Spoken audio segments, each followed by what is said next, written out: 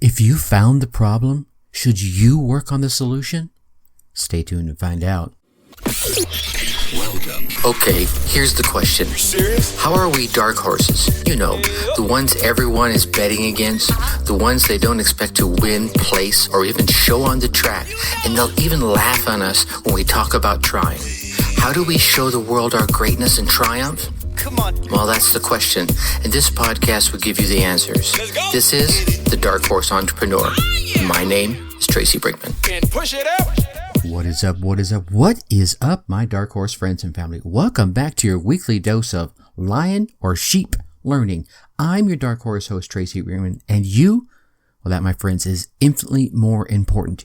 You are a driven entrepreneur or business owner, or perhaps you're one in the making. Either way, you're here because you're ready to start, restart, kickstart, and just start leveling up with some great marketing, personal, or business tips and results in order to build that beautiful business of yours into the empire it absolutely deserves to be. And man, do I have a big episode for you. You know, I say that every single week, and I believe it. I believe every time I bring one of these amazing folks onto the show that it is a big episode. And today, David King is going to be sharing the effects of having things all bottled up. Why doing something beyond yourself is a good thing, what you should do if you find a problem, the power of your beliefs and values, and why he is going to be your next lieutenant governor. Well, he will be if you live in Wisconsin anyway. Plus, I'm going to let you in a little sneak peek on next week's interview guest who was or has served as a vice president or directorship roles for multiple Fortune 100 and Fortune 500 companies. So as per usual, the Dark Horse Corrals are chock full of personal, business, and marketing GOLD spilling from every corner of the Dark Horse Entrepreneur HQ. So let's get to the starting gates and go. All right, my Dark Horse friends and family, like I mentioned earlier, today's guest is David King. Now, David, after a decade of serving as a neighborhood security aide and managing multiple businesses in Milwaukee, made his way down to Georgia, where he helped a local ministry implement a youth center program. And then he made his way back to Milwaukee, where he established a prison ministry with the goal of rehabilitating prison inmates. And then King managed a transitional living facility. I believe it was named the Mountain of the Lord House. This institution offered counseling, social assistance, and spiritual guidance for men, including former inmates, drug addicts, and the homeless. Soon after that, he started a transitional home for single mothers called the Lord House of Rest, with the goal of encouraging these single mothers to become spiritually strong and gain and maintain social economic independence, power, seeing problems, fixing them. He expanded his ministry enterprise in 2001 with SWEEP, which is an acronym for Soldiers Walking, Evangelizing, and Empowering People.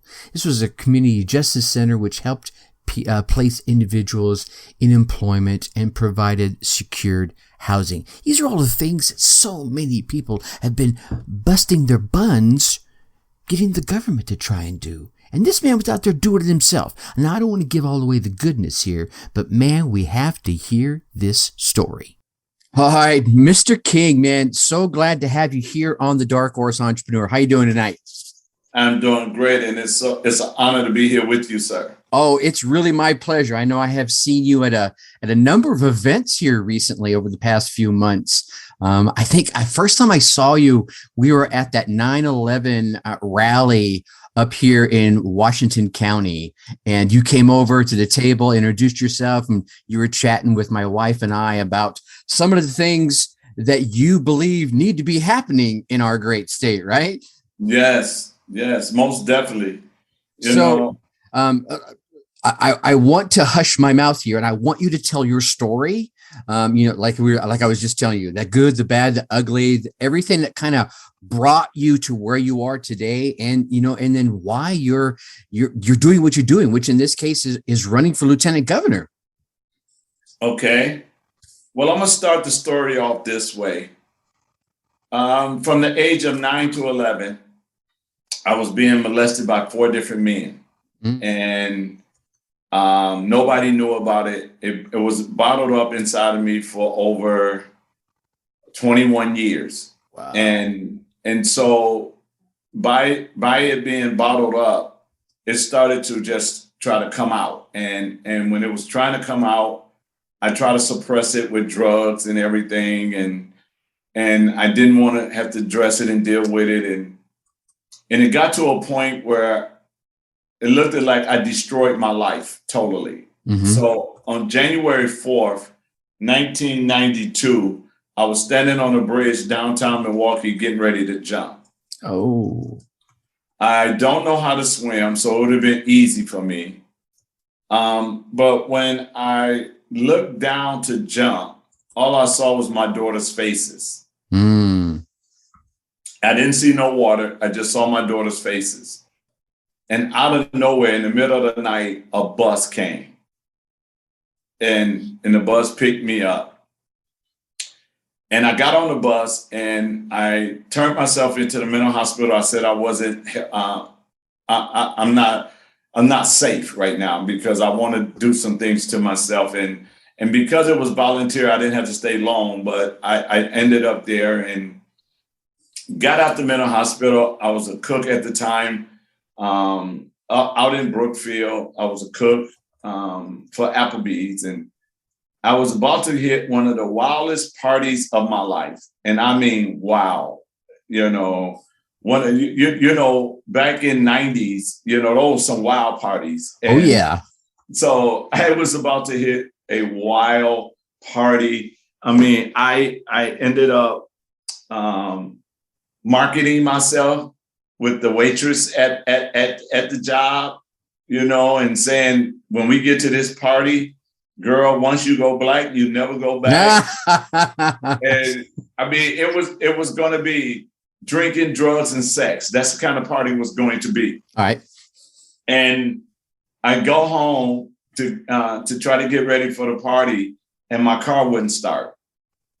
And none of my friends would take me into Brookfield in the 90s because we knew we was going to get pulled over for driving black. Sure. And so nobody wanted to go out there.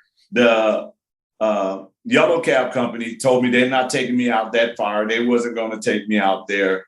So I couldn't get to the party. I called my friend that I worked with and said, man, send somebody down to come get me. My car won't start. He said, nope, get here. And when you get here, you can spend the night and we can all go to work together. Because everybody we all work there. Sure. And so I'm like, okay. So I'm sitting I'm standing in the window, getting mad because I couldn't get to this party. I knew what was going to be at this party. And I couldn't get out the party. And out of my belly said, I guess I'll go to church in the morning. And I'm sitting there like, where did that come from? And I ended up going to bed. And I woke up that morning and I looked at the clock. And when I looked at the clock, it said, it was still early. I said, I ain't going to church. I'm just going to lay in the bed. And I laid in the bed and a loud voice came out of nowhere and said, get up and go to church. And I got up and I joined church, and I've been in church ever since. Turned you around, did it? Turned me totally around. But at the time, I was still hard-headed. God was trying to deal with me. Yeah. And in the process of God dealing with me, I ended up in a fight with God and I lost.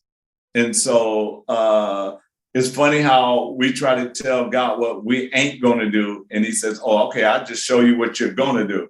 So he called me into the ministry.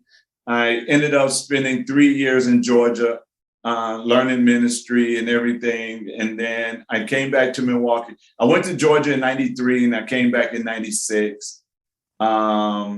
Ready to do whatever God wanted to do. I started pastoring the church in 98. I was running a transitional home for men that was getting off drugs, coming out of prison and everything. And then I opened up a transitional home for single moms to help them get back on their feet. I was doing prison ministry at the time. And then we opened up what's called a community justice center. And the community justice center was right above my church where people could come in and get jobs and get the help they needed, whatever they needed help with. Mm-hmm. And so all of a sudden, God started showing me to study government. And I started studying government. And I saw how this country was orchestrated by God to be formed. And so it was amazing to me that even the oldest church in Savannah, Georgia, the oldest Black church in Savannah, Georgia, before I started studying government, was offered to me to pastor, but I refused. But when I started studying government, I realized that oldest church was part of history. Mm-hmm. Because Adam went to Georgia and helped started that church. And so I was sitting there like, oh my God, really? It just started blowing my mind. And then I started seeing the politics in Milwaukee and how they was just oppressing the people. And my spiritual father had a saying that if you come up with the problem, I charge you to the solution. There it is. So I jumped in a primary in 2008. I jumped in a Democrat primary, knowing I wasn't a Democrat. They knew I wasn't a Democrat, the way I spoke. And so they spent a lot of money in that race because I picked the weakest Democrat to go after. Sure. And I didn't know nothing about running for office. I didn't know nothing about politics or anything like that. So there was this guy, he came in the inner city and he grabbed a lot of Blacks that wanted to run. And he says, I'll take care of y'all printing and everything. But what he did was he made everybody printing look the same. Like we was a group of candidates and stuff. And I was like, wait a minute, I don't do this. I'm my own man. I'm not going to sing nobody else's song. I'm not going to do anything. And I walked out of the meeting. I'm like, no, I'm not doing it. And I walked out. Well, when I walked out, I met a man by the name of Mark Block. Mark Block came out of the meeting and caught up with me and said, wait, I want to talk to you. And I was like, what? And he says, I believe in what you're doing. He says, let's ride. So I'll ride around with him. And he took me around a lot of conservative people, right? He took me around. He took me to this thing called a hot air balloon that American for Prosperity was doing. And Vicki McKenna was speaking at the time. And I was listening to Vicki and said, oh my God, it's a woman that sounds like me. And she just kept on talking. So after she got through speaking, I told Mark, I'll be back. And I walked up to Vicki and it was so funny because she thought, here this tall Black guy coming at her, right? And I walked up to her and I hugged her and I said, I am so glad to meet you. You is awesome. And she was like, oh, wow. Okay. So, because she said, she thought I was a Black liberal. She thought I was coming after her. I'm like, no. So then he took me to a chicken burn. And I'm like, okay, what's a chicken burn? So I goes over there to this chicken burn and he was like, speak. And they let me speak and I spoke on why I'm running. And then they said, you in a Democrat primary? And I'm like, yes. They was like, you ain't no Democrat. I said, I know that. So then that's when my political side started kicking in. And then in 2009, Mark Block and American for Prosperity had an event called Defending the American Dream Summit. And I spoke there and I shared with the people, I said, listen, the country is in a condition it's in because you who claim to be believers, you who claim to believe to be belonging to God, you're not voting the way you're supposed to be voting. And this is why our country is in the mess that it's in. It's our fault because if every believer would vote the way that they claim they believe, then we wouldn't have all this mess that we have. Right. I said, but because you guys are more loyal to a party than you are to your God, this is why we got what we got. Okay. And I always said it from there until today, God didn't put none of these people in office. God allowed these people in office because you allowed them in office. Right. So So from 2009, I was up in Boston Lake. I was up in Boston Lake, and I had to speak. So I spoke, and then everybody started walking up to me and says, "You'll be a great Secretary of State. You got my support. You'll be a great Secretary of State." And I'm looking around like, who told y'all I'm running for Secretary of State? Mark Black standing in the background laughing because he said, "I wanted to test the waters." And he went around and he asked everybody there, would you support him if he ran for Secretary of State? Mm-hmm. So I ran for Secretary of State in 2010. Now, the weird part about that is this. It was a Republican landslide. And I was the only Republican didn't win my race at that time. Mm. And I had more votes than Tom Barrett did, who ran for governor on the Democrat side. And if you go back and look at the numbers, Tom Barrett barely made $1 million. The person that ran against J.B. Van Hollen that year had about 900,000. The person who ran for treasurer had 800,000. My opponent had more votes than Tom Barrett. Yeah. Yeah, I'm not buying it. I'm not buying it. And so, but the party didn't say anything about that. Gotcha. They just let it go. And, you know, I have my theory on why. Maybe because I'm uncontrollable. Maybe because I wouldn't be that sheep and just go along with everybody. And, right. Or maybe they just couldn't control me. So they figure, you know, well, we ain't got nothing for the Secretary of State to do in no way. So we can just leave it and don't even challenge it. And they didn't challenge it. So coming to today, well, let me go back. I'm running an organization by Wisconsin called Wisconsin God Squad.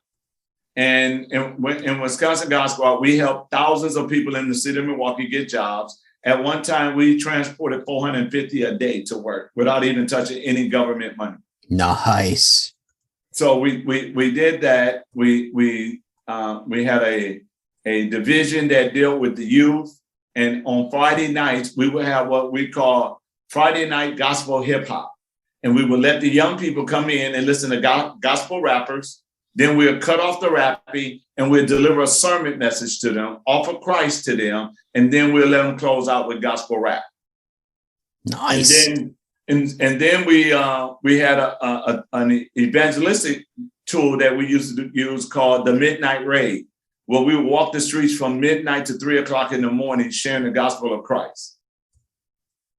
Okay, so those are some of the works that I've done in the city. But now let's come to today.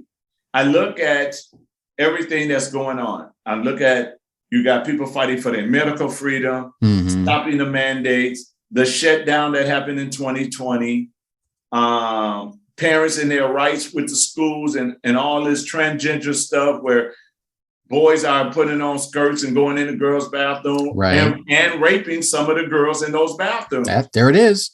And so you got all of this stuff going on. And you got an election coming up. And the side that we lean to, all right, the Republican side that we lean to based on our values and all of this, right? We've been voting in sheeps and no lions. Yes. And so I'm like, okay, it's time for a lion to get in this race. If we ever going to put God back in government, we got to put a man of God or a woman of God that is bold enough to stand up for God, even in government. Because Jesus said, if you're ashamed of me, I'll be ashamed of you. And I skipped some of that on purpose. Right. Because you got a lot of people in government says, oh, I'm not ashamed to say I belong to Jesus. But now let me put the whole thing together. He said, if you're ashamed of me and my word, then I'll be ashamed of you and my Father. So you might say, I'm not ashamed to say I belong, that I'm a Christian, I belong to Jesus, but you're not standing on his word. Right. And that's why we need somebody that's going to stand on the word of God and represent God in government and not become influenced by the cesspool, but clean up the cesspool. Yeah, that's going to be the tough part right there is finding the people. And I know you're one of them, and we have been at events with a number of the others, the Justin Smitkas, the Jeanette Duchesne and John Wickman types of folks that are like, dude, we are done with all this mess, this noise, this medical freedom issues, my gun rights issues, the mandates, the CRT, all this. And let's not forget to mention the election messes. Like you alluded to that with your previous race, 2010 race for Secretary of State. I mean, we need folks to stand up. And I mean just the general folks, and then other folks like yourself to run for office that will stand up in the face of the swamp. Go ahead, step into the muck and get themselves dirty in the effort to clean things up. And you're absolutely right. But the key to it is we need men and women of God that is not afraid to stand on the principles of God. Because if we just put somebody that claim to be bold and claim to fight, then you have folks say, okay, then how much is it gonna cost you to shut up? Yeah. No, it's a good point. And then they done sold us out. So we need someone that is really going to stand boldly for God and not a sellout. Now, I say this, one of my opponents run around the state saying, where you been? Dr. King is a good person, but where he been? Mm-hmm. Where he been in the last year? And it's funny because the last year, while you guys was on one side of the state fighting, I was at the state capitol fighting. Right. I took church to the state capitol.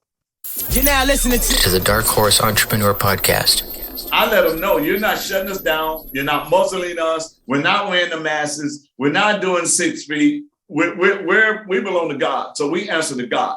So I've been fighting. And I tell people this, I'm glad you in the fight, but you waited until the fight knocked on your door. Yeah. I've been in the fight before the fight came to the door. I've been in the fight fighting against global warming, climate change, cap and trade, Common Core. I've been in this fight a long time. And you got other people who just started the fight or got in the fight. And now I'm glad you're fighting, but don't forget the people who started the fight, who was the trailblazers before you. Right.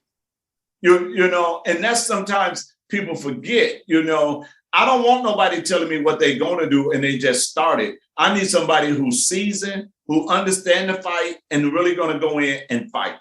Yeah, 100%. And I think another piece of that is just because you haven't heard of me or just because you haven't heard of, in your case, Dr. King, doesn't mean he hasn't been in the fight for 11 years or more. Just because it's the first time you're hearing about him doesn't mean, he hasn't been in there knee deep trying to make things better. I know I just heard of you, last year. And so it's a new experience to me, but as I learn more about you and how long you've been at the game, it's like, you almost like aspire to be that level. I'm working on it. Oh, you there. And the thing about it is we need someone that's going to fight for us, but then we need someone also. And I tell people this, the reason I am the best candidate for lieutenant governor is because of 2 things. The first thing is I'm an adapter. I got 30 years business experience working with $1 million companies, corporate America. And then another 10 years as a business coach and a business consultant. Then I got another 20 years working with companies, teaching their culture to individuals that they're about to hire. Mm-hmm. So I know how to handle businesses. But I also, as an adapter, been a pastor for over 20 some years. So I know how to deal with the average person and understand that we got to address their needs as more than just making sure we got numbers and that we keep our freedom. The second thing is we need a lieutenant governor that can not only adapt, But if the governor goes down, we can trust that he's going to continue to lead us in the right direction. Yeah, no, that's 100%. Yeah, 'cause I think that's one of the key things that people forget about. It's like, oh, this second in command that you're picking, sure, they have their own roles that they got to do from their desk. But should something happen, God forbid, to the governor because, life happens, or maybe they do something stupid and then we decide to recall them. Well, guess what happens? The second in command steps in the first command, and now I won't say you're kind of stuck with that person. So you want to pick the person that, should that happen, you're like, I have no worries about them. Yes. And that's why I tell people, don't support me because you like me. Support me that you have enough trust in me that if the governor goes down, I can lead the ship. And I will lead it the way the people want it led. Now, right. This is what I said in New London the other night. I said, listen, we're here speaking at your forum because we're in an interview process. You guys are the boss. And I say the people cannot forget that they are the boss. Mm-hmm.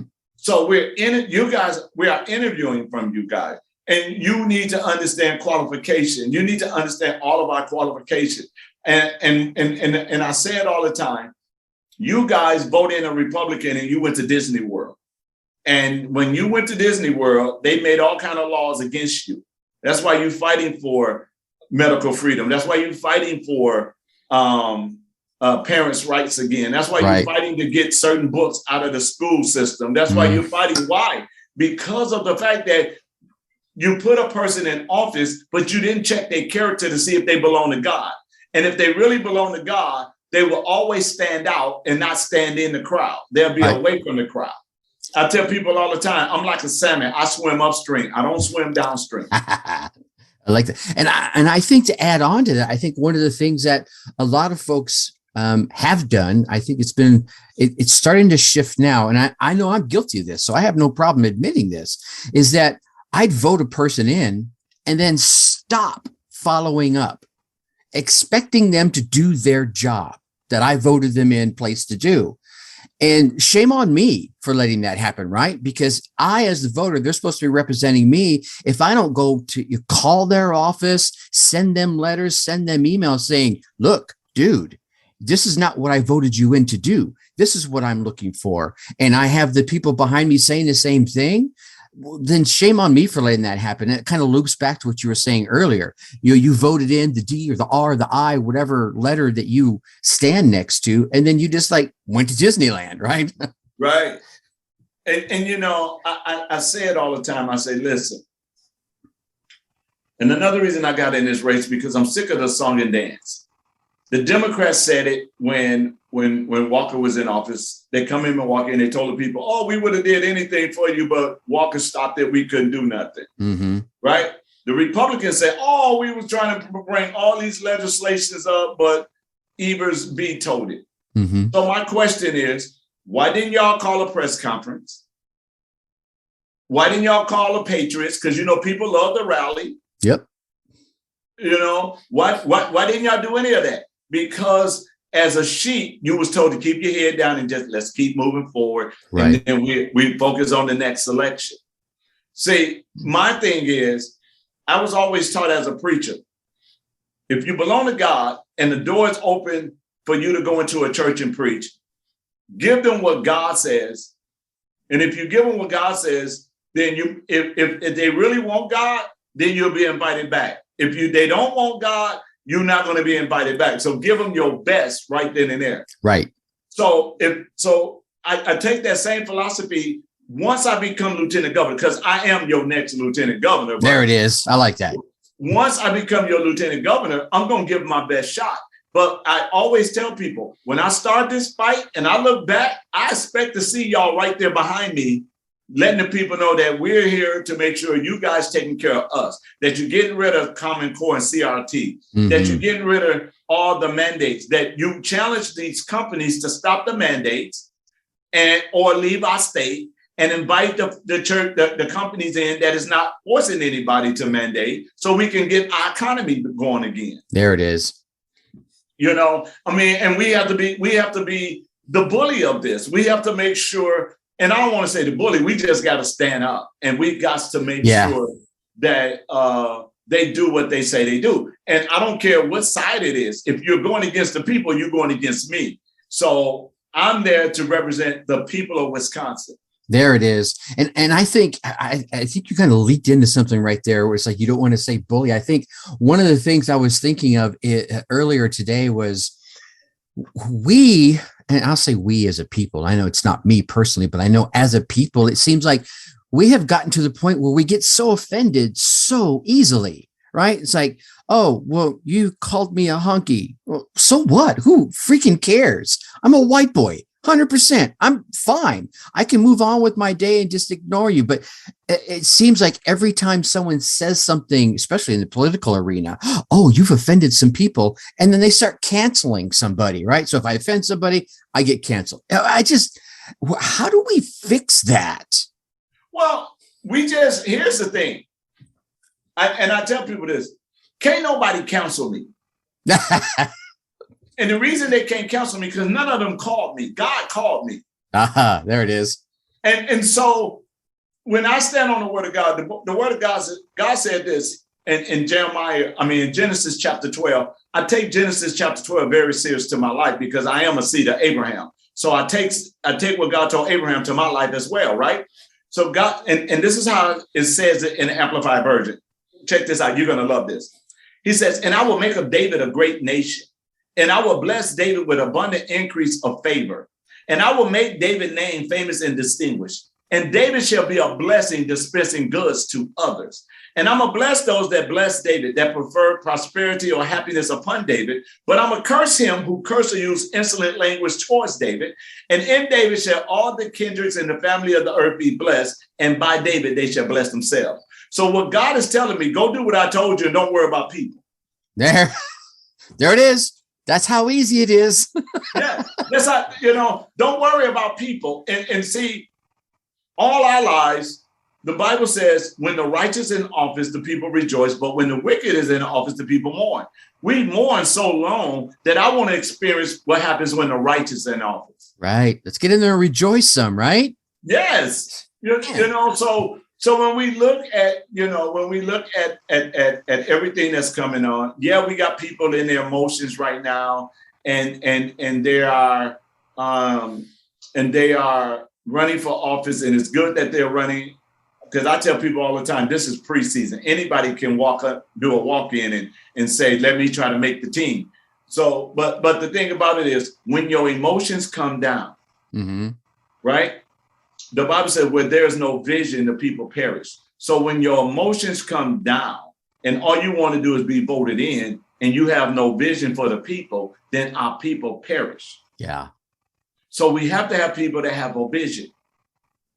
And we have to have people that have a passion for people and not the made up passion. And what do I mean by the made up passion? If I get around a bunch of folks in the Green Bay area, Green Bay, Fox Valley area, right? And I stand in that crowd of people and I go, go, Pack, go. What do you think gonna happen? No, they're gonna respond, go, Pack, go. Exactly. Now, I'm a diehard Pittsburgh Steelers fan. I've been that way since 1969. So here you got a Pittsburgh Steelers done touched the emotion of the Packer fans and we all hollering, go, Pack, go. Right? Yeah, 100%. So when you got people running for office and they start off with, do anybody love America? Come on now, we all love America. We all love America, yeah. So give me some substance. Yeah.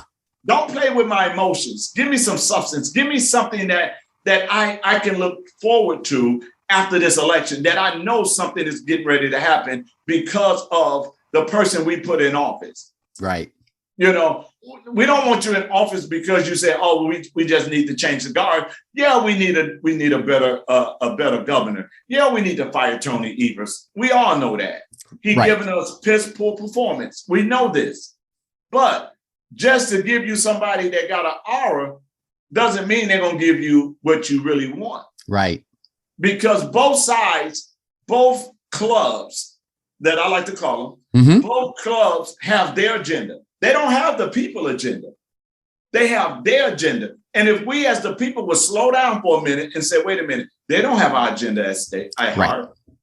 They're talking to us what they think we want to hear. I don't want to hear about money. I don't want to hear about wasteful spending right now. When I'm fighting for my kids' future, when I'm fighting for my future to feed my children, when I'm dealing with all of that, don't talk about, well, we're trying to lower taxes. Shut up about taxes. What are you doing about our freedom?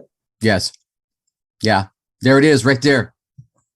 So if when you become lieutenant governor, I'm going to jump on that boat with you. When you become lieutenant governor, what's like, let me rephrase this question. When it's time for you to pack your office up and you turn around and you look back at that lieutenant governor desk and you say, man, I did a good job. What one or two things are you going to hang your hat on saying, damn, I rocked it because I did this? Nothing.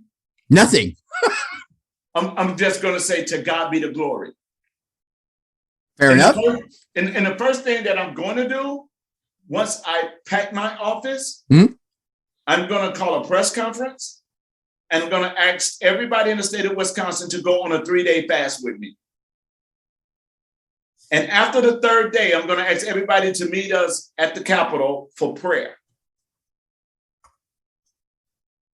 And you know why? You're going to tell me, though. Because now we need the wisdom of God to how to fix this the way he wanted fixed. How do we fix everything? And we know what we need to do, but we need the wisdom and the strategy on how to do it. Sure. And I guarantee the moment we do that, those that are believers but not bold enough yet, that's in office, I guarantee they're going to be at that prayer meeting. Yeah. Yes. A number of their constituents will be there too. Right. And here's the thing. We've been saying we want God back in government, right? Yes. Now here's how we put him back in there. I'm going to say, look, y'all, we need a 3-day fast. And then let's come together and pray that God will heal the land. Because it's all about what God wants from us. It's not about an individual, because I can't take no credit because I didn't do it. You guys put me there. There it is. Now I got to fulfill why you put me there. Okay. So now it's God, give me the wisdom to agitate them to put the DPI race out of spring into November, so we can get somebody better with education. Right. Lord, give me the wisdom to go to them, to deal with them. Matter of fact, everybody who said they believe in you, God, convict their hearts that they'll meet with me to give the parents their rights back. So those same things that I've been saying is the same things I'm going after. There it is. After the parents get their rights back, after we get the DPI race in November, after we get done some of those things, then I'm gonna go in my office and say, not look at David, look at God. I love it. Look at God. I'm one. This is who I am. I'm not gonna use God to try to get in office and then forget God when I get there. Sure. Oh, yeah. No, sir. We're gonna do it God's way.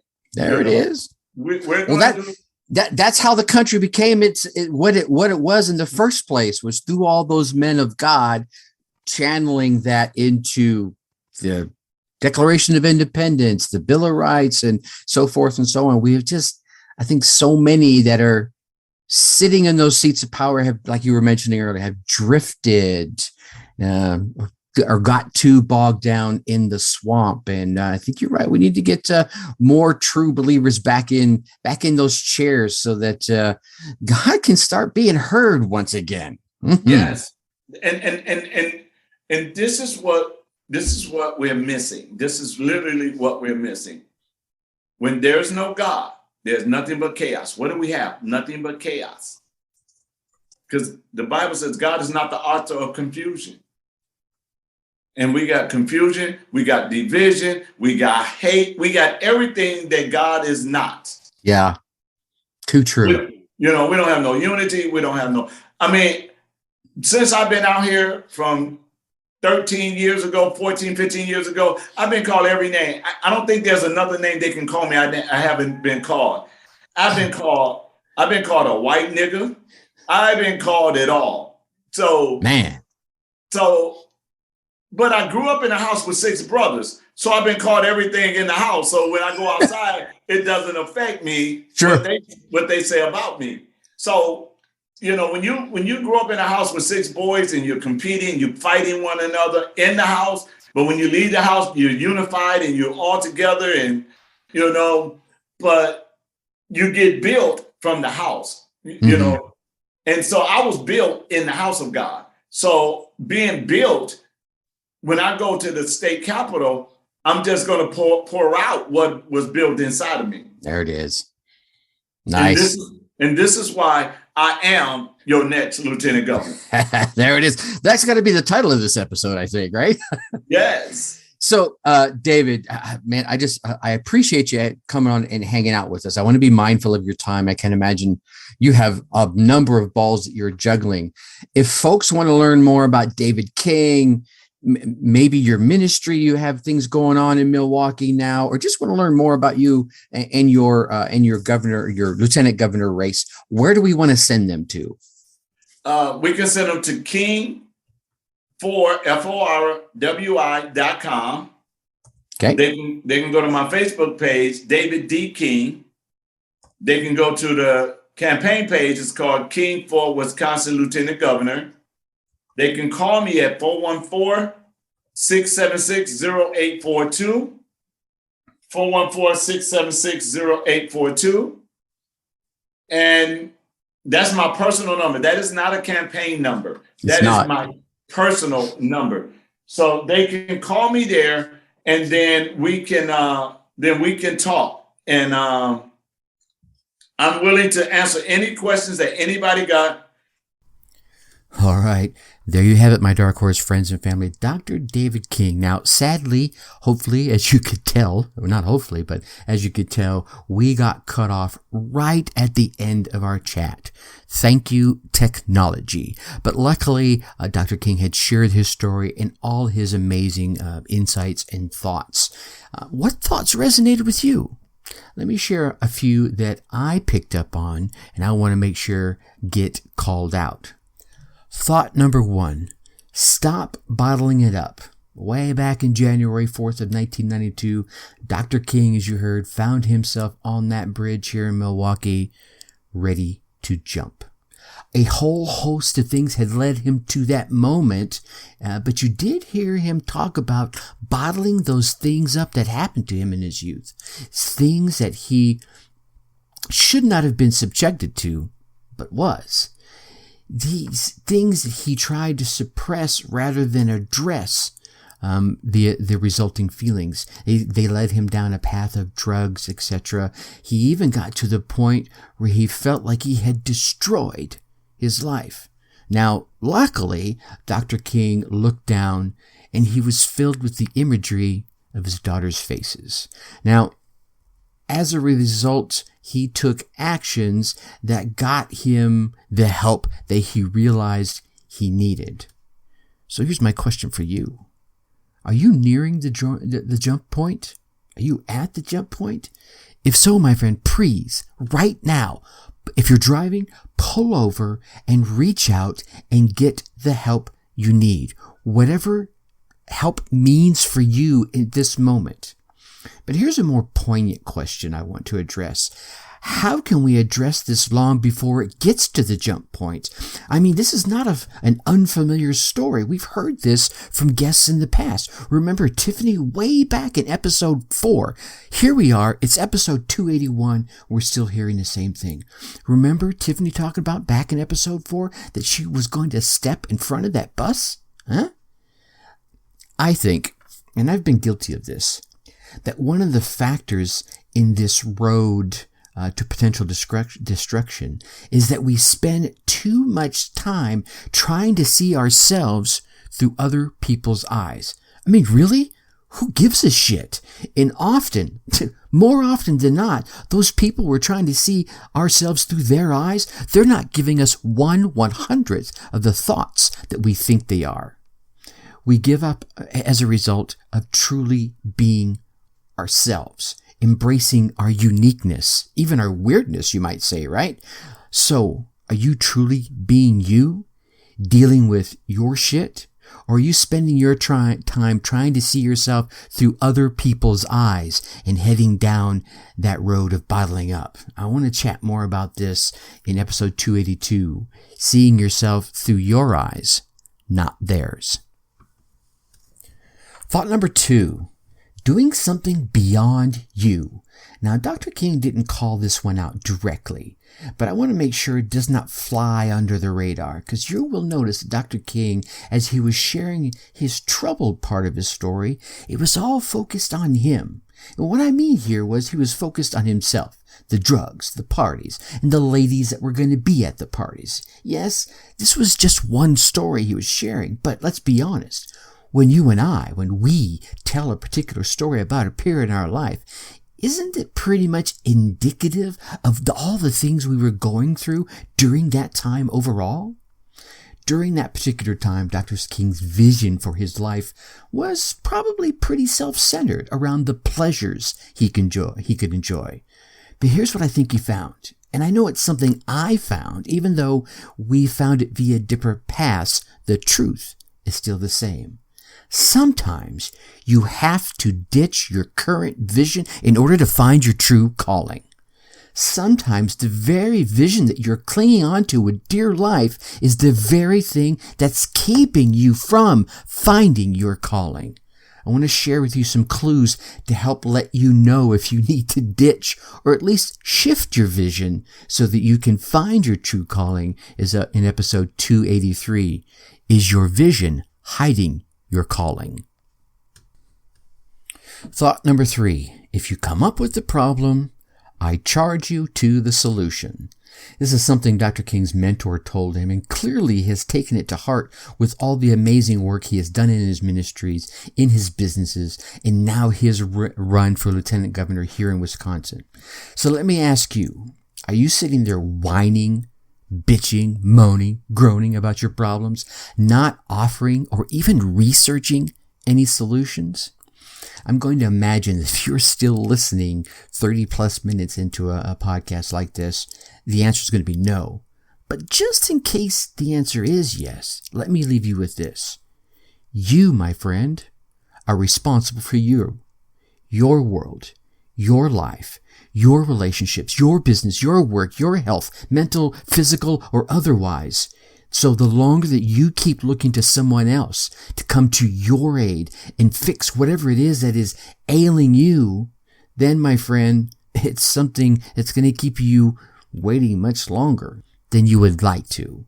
Or, worse yet, someone else will fix it, and now you are beholden to them, even under their thumb, even under the control for that fix, be it some agency, government, or otherwise, or even a person that could, and most likely would, use your disadvantage to their advantage, not your advantage.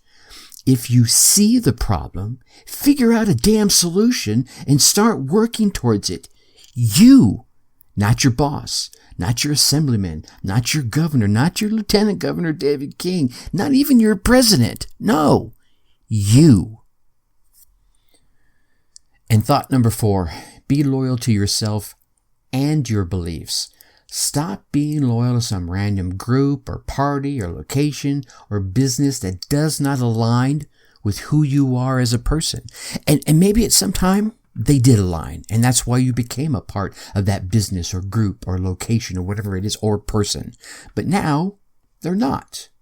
Over the last year or so, I've really noticed it over the last year or so, but I've done this significantly across my life. But over the last year or so, my family and I specifically have stopped doing business with companies that create products that we do enjoy. But they have made comments or done things that are directly opposed to our values or the beliefs that we hold dear. Let me give you a recent example.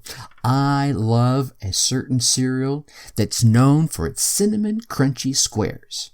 But I heard a rumor just last week, as a matter of fact, that there was TSP inside the cereal. I was like, wait, what? Trisodium phosphate in my cereal? But TSP, for those that don't know, is used as a cleaning agent, a builder, a lubricant, a food additive, a stain remover, and a degreaser. I personally can remember buying this stuff in a box called TSP and using it to prep walls for painting, right? To strip down that wall of all yuckiness and dirt and grime. Right? And of course, this is when I was younger. Well, after hearing this, I went right home, pulled out a box of my favorite cereal, and checked the ingredients. And there it was, listed in the ingredients. And here's the thing, not way down at the bottom either, because you know those ingredients are listed by their content. So the number one item that's listed in your ingredients list on any food should be the most voluminous content in there. And then each one after that is the next voluminous, all the way down to the minuscule amount. So there it was, and not at the bottom, like I mentioned. So guess what? I am not eating my favorite cinnamon squares anymore. Nope.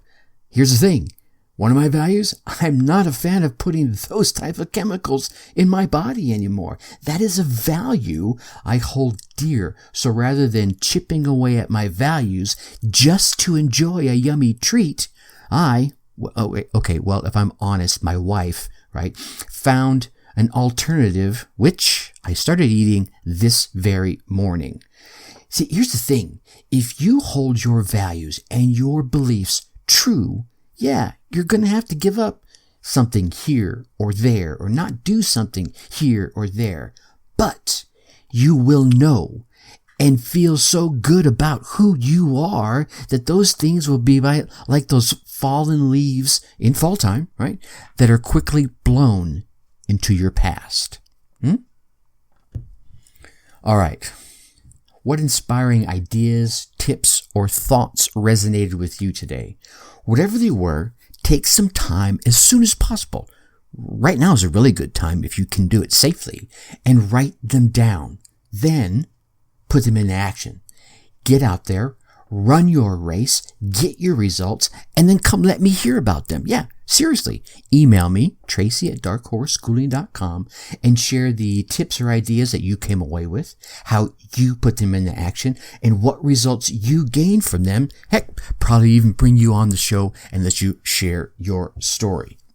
Speaking of stories, our next interview episode guest is Timothy Rantham. Yes, sir, the man that produces the Rantham Reports.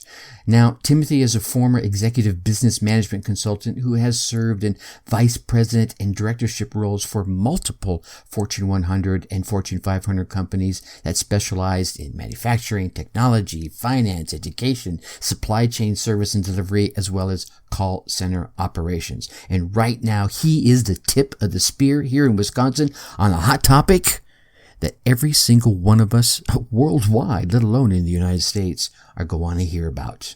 Now, I know you want to keep getting all these valuable tips and inspirational stories from the folks I am lucky enough to bring onto this podcast. So please go on down there, smash that subscribe button. Oh, don't smash your phone. Just hit that subscribe button. And while you're there, give us a 5-star rating and write us a quick review. Ask questions, tell us your thoughts, leave us some comments, some constructive criticism. I read every single one of these. And of course, do not keep all this entrepreneurial GOLD all to yourself. Share this podcast with other entrepreneurs and business owners that you know will get value from it. And with that, I'm going to leave you as I always do. Think successfully and take action. Thank you for listening to the Dark Horse Entrepreneur Podcast. And you know this! Thanks for tuning in. Check us out at www.darkhorseschooling.com. All right. My name is Tracy Brinkman.